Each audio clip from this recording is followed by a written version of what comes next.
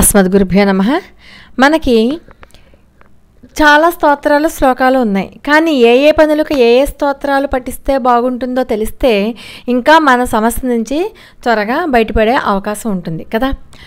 అసలు ప్రతిరోజు కూడా ఏవి చదివితే మనకి ఎక్కువ లాభదాయకంగా ఉంటుంది అన్నది ఆ స్తోత్రాన్ని మాత్రమే ఎంచుకుని దాన్నే నియమంగా చదివితే చాలా ఎక్కువ ఫలితం ఉంటుంది అనడంలో ఎటువంటి సందేహం లేదు. పరమాచార్య స్వామివారి దివ్యపాద పద్మాలకు నమస్కారం చేసుకుంటూ వీడియోలోకి వెళ్ళిపోదాం. మనం ప్రతిరోజు కూడా విష్ణు సహస్రనామం కానీ లలితా సహస్రనామం కానీ చదివితే దానివల్ల మనకి కలిగే ఫలితం ఏంటంటే కుటుంబ సభ్యుల మధ్య ఉన్నటువంటి గొడవలన్నీ పోతాయి. తగాదాలు, విభేదాలు, ఘర్షణలు ఇవన్నీ తొలగిపోయి అందరూ కలిసిమెలిసి సత్సంబంధాలు ఏర్పడి చాలా చక్కగా ఉంటారు. అలా జరగాలి అంటే విష్ణు సహస్రనామం, లలితా సహస్రనామం వీటిని నిత్యము కూడా పారాయణం చేయాలి. అందులోనూ విష్ణు సహస్రనామాన్ని కనుక ప్రతిరోజు విడవకుండా పఠిస్తే ఇంక ఏ సమస్యలు, ఏ మానసిక సమస్యలు కూడా తలెత్తవు. అన్ని పనులలోనూ విజయాలను సాధిస్తారు. కాకపోతే విష్ణు సహస్రనామం చదివేటప్పుడు ఖచ్చితంగా లక్ష్మీ అష్టోత్తరం చదవాలి. అలాగే లలితా సహస్రనామం చదవాలి అని అనుకున్నప్పుడు ఖచ్చితంగా శంభు స్తోత్రం చదవాలి, లేకపోతే గురు దక్షిణామూర్తి స్తోత్రాన్ని చదువుకోవాలి. అంటే ప్రతిరోజు విష్ణు సహస్రనామం, లలితా సహస్రనామం రెండూ చదవలేం. ఎందుకని? అవి కూడా ఎక్కువ ఉంటాయి కాబట్టి సమయాభావం వల్ల సరిపోదు. కానీ అమ్మవారిని, అయ్యవారిని ఇద్దరినీ కలిపే ప్రార్థించాలి. లక్ష్మీనారాయణులు ఇద్దరినీ కానీ, పార్వతీ పరమేశ్వరులు ఇద్దరినీ కానీ కదా. అంటే లక్ష్మీనారాయణులు ఇద్దరినీ ప్రార్థించాలి అంటే విష్ణు సహస్రనామ స్తోత్రం చదివేసి మళ్ళీ ఏం చేయాలి? మనం లక్ష్మీ అష్టోత్తరం చదువుకోవాలి. అలాగే లలితా సహస్రనామం చదివి దక్షిణామూర్తి స్తోత్రాన్ని చదువుకోవాలి. పానకం నైవేద్యం పెట్టాలి. మీరు విష్ణు సహస్రనామం చదివినా, లలితా సహస్రం చదివినా, ఏది చదవాలనుకున్నా 22 రోజుల పాటు విడవకుండా చదవండి. 41 రోజుల పాటు చేయండి. అంటే మీరు 22 రోజులు 41 రోజులు ఎందుకన్నానంటే మీరు 22 రోజుల పాటు విడవకుండా చదువుతున్నప్పుడే మీకు ఫలితాలు కనబడిపోతూ ఉంటాయి. పూర్తి ఫలితం రావాలి అంటే మండలం రోజులు ఖచ్చితంగా చేయాలి.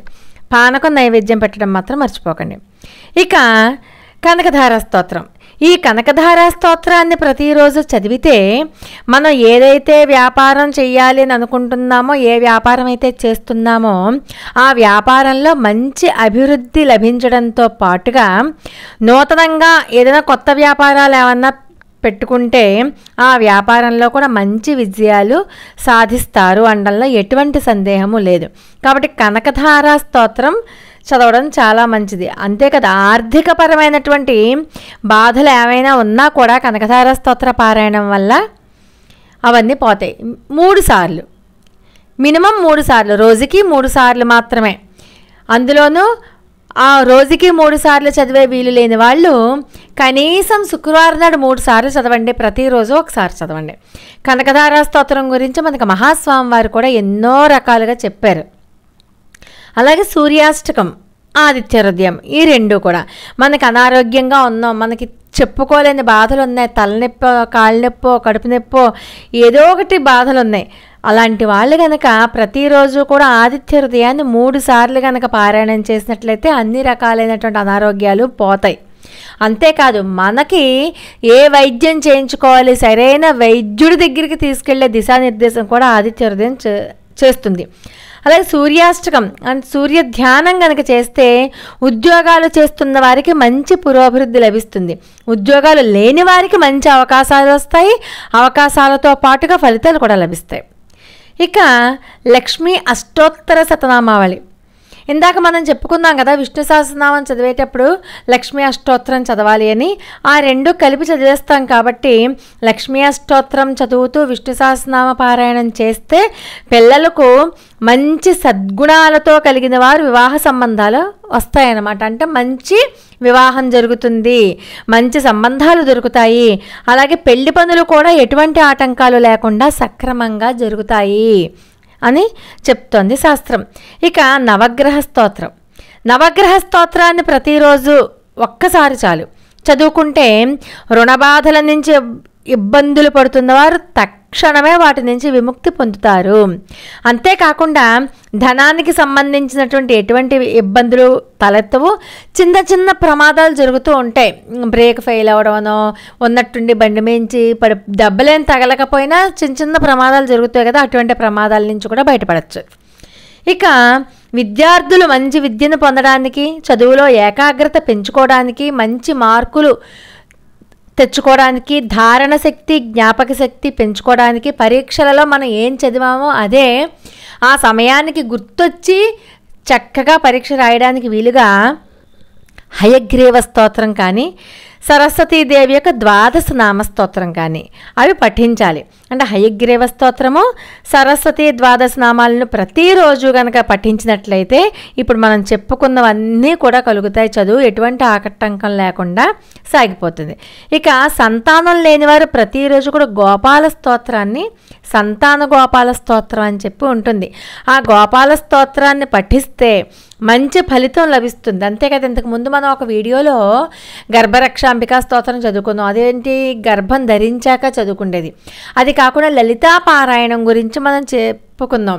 ఆ లలితా పారాయణంలో కూడా సత్సంతానం కలగాలి అంటే ఏ ఏ శ్లోకాలు చదివితే మనకి సత్సంతానం కలుగుతుంది అన్నది మన ప్లేలిస్ట్లో ఉన్న లలితా సహస్రనామాలు అన్న దాంట్లో చూస్తే కనుక మీకు చాలా క్లియర్గా అర్థమవుతుంది. అది కూడా చదువుకోవచ్చు అనమాట. అంటే ప్రతిరోజు కనుక పఠిస్తే సుఖప్రసవం జరుగుతుంది. కాబట్టి గోపాల స్తోత్రం అయినా పఠించవచ్చు. ఈ లలితా పారాయణ, లలితా సహస్రనామ స్తోత్రాలలో ఏది పఠిస్తే మనకి ఎక్కువ ఉపయోగకరంగా ఉంటుంది అన్నది దాంట్లో కూడా చెప్పడం జరిగింది.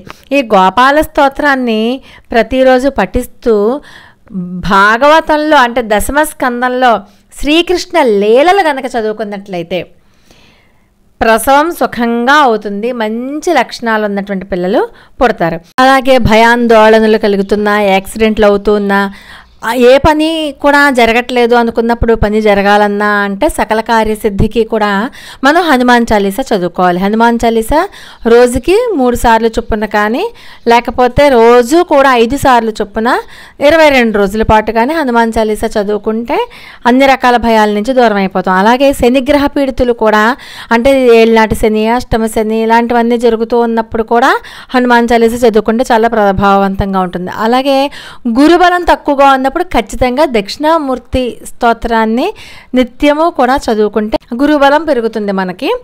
లోకా సమస్త సుఖినో భవంతు. మరి ఒక అద్భుతమైన వీడియోతో మళ్ళీ కలుసుకుందాం. అంతవరకు నమస్కారం.